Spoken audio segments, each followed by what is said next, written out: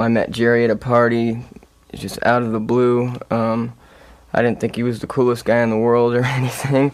He had no family in the area, so he's kind of struggling, didn't have any money or a place to stay or anything. And me being completely drunk, just offered this total stranger a place to stay and clothes and food and musical instruments, and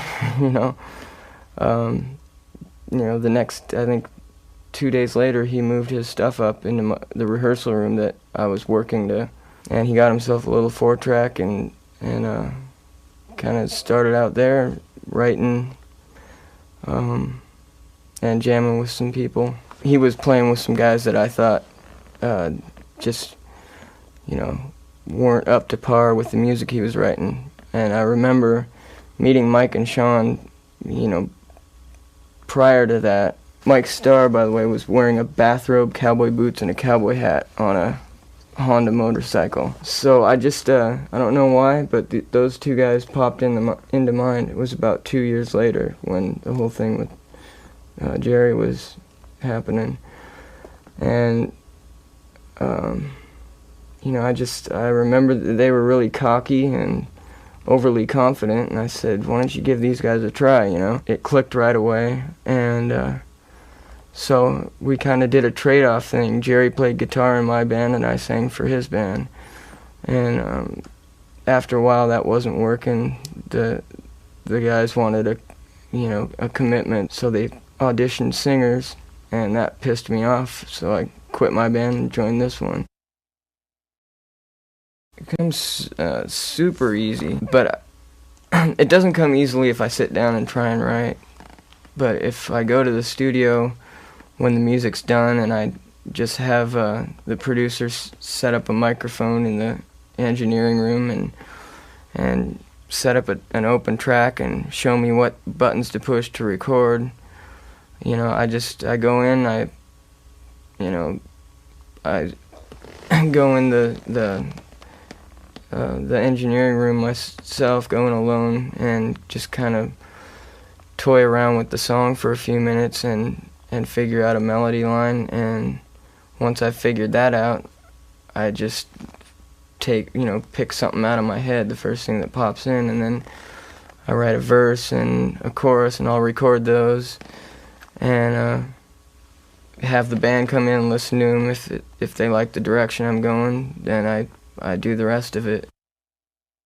That kind of experience was the most nerve-wracking, scariest experience in my life. We decided to do a show, Barrett and Mike and Baker and myself, and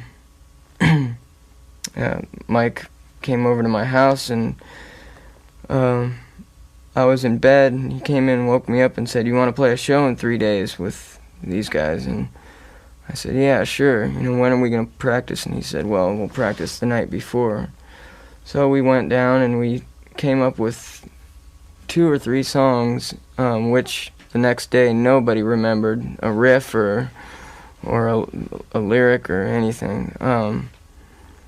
So what we did is we got on stage and they played music. They made up music and threw these riffs together, and they all stared at me and waited for something to come flying out of my mouth. And in front of all those people, it was, I wasn't sure if I was going to run as fast as I could off the stage and out the door, or if I was going to stand there and try and do it. And I stayed there and I spit something out that fit with the music. And so we played like 4 Sundays in a row, and each time we played, we played a couple more songs, and pretty soon we had enough music to do a record.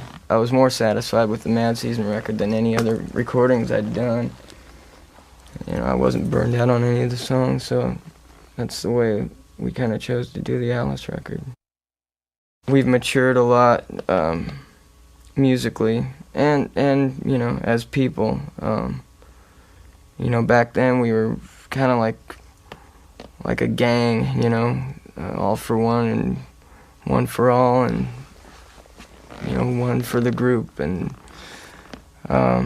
we were still kind of searching around for what our niche was. We had a good idea, but it wasn't really set in stone yet.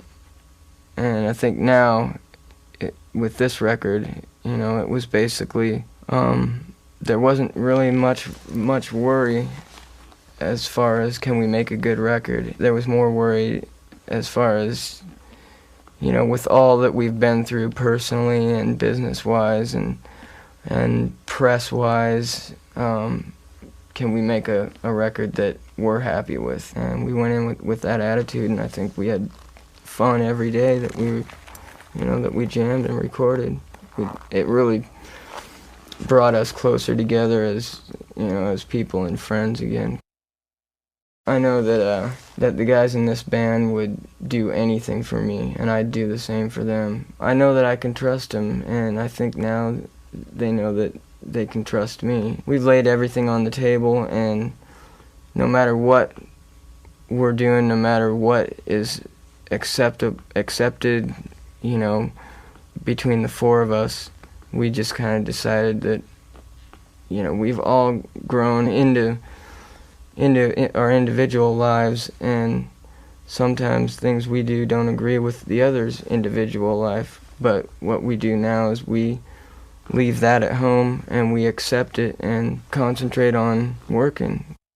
Interviews just kind of got stupid. It was like, instead of finding out something new about the band that the last journalist didn't find out, it was more like, how can I reword what the last guy wrote so it sounds like an even harsher attack, but it's written more eloquently. Everyone I was getting interviewed by, and the other guys that were searching for a snazzy way to write an insult, and disguise it. And I was just tired of it. Nobody wanted to know about the music. They wanted to know, are you getting fucked up? Are you gay? Are you dying of AIDS? I'm usually the last to hear that I'm dying of AIDS or whatever it is. Yeah, I'm aware of it, and that kind of gave me an idea of how we were getting viewed, and that makes me want to come out and let people know that we're here, we're all right. The band was having troubles, and we kind of split apart for a while.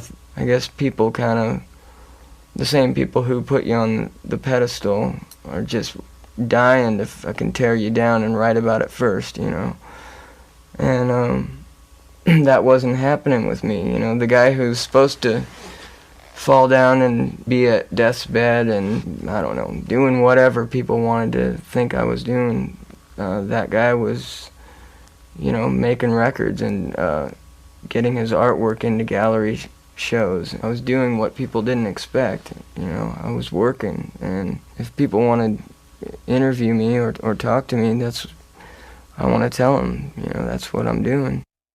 I'd like to win one of the nominations we often get with this band, I'd like to be able to walk up on stage and thank the people that I owe thanks to, and walk away with that award. That's something I'd like to do. I've written a lot of music for a project that I've been trying to get off the ground, write and record and produce my own record and play all the instruments. And I started and I kind of quit halfway through, and I think I'm gonna get back to that and finish that. And I want to write a book, which I've been working on for a long time, for about 5 years now.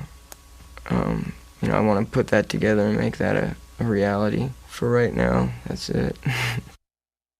In the lyrics, we deal with a lot of painful issues without getting too specific, just kind of hitting more on feelings. And we found that a lot of people approached us and they experience those same feelings, and they identify with it as almost to the point of where they, are certain that that song was written for them or about them. And sometimes you know, their situation is completely in another ballpark from, you know, the situation that was in mine or Jerry's mind when we wrote, you know, these lyrics. But that's kind of our idea, is keep them loose enough to allow others to apply it to their story, to their lives, you know. We've taken some painful feelings and pulled them out of people and made it sound beautiful and make it easier for that person to deal with those memories or those feelings. What we wrote about on Dirt, or what I wrote about, if those were still significant issues in my life today, I might be writing that record all over again. But, you know, as with anyone's life, or you know, with time, you just move on to other things. And, you know, other things were going on during the writing of this record. And I think just the friction and the energy and the outside pecking at at us to get going and get moving on this record gave us the inspiration to kind of lash out and in a proper way. We kept this record really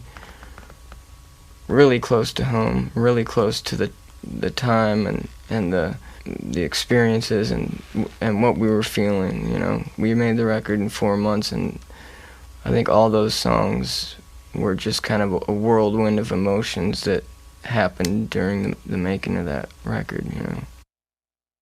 I would be singing, I would hear my voice doing something that I thought I could accomplish with some of the stuff I had at home, like my pig nose guitar amp, a crate guitar amp, Jimi Hendrix fuzz face effects box, and a flanger and a phase shifter, you know, a wah-wah. I used a wah-wah during some of it. And just tried a lot of different guitar effects. The producer found this microphone for $15 at a pawn shop. It was this plastic, you know, a AA battery operated square mic, like the Elvis type, you know, mic.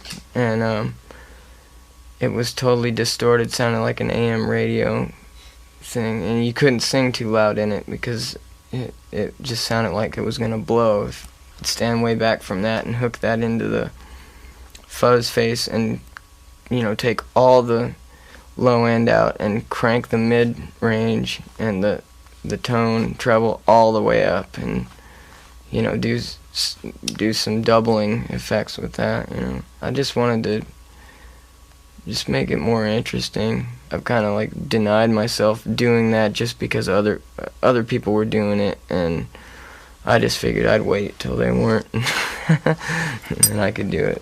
My intentions are not aimed in that direction. I mean, as far as I'm concerned, we'll make another record, and if that one goes well, we'll make another one after that.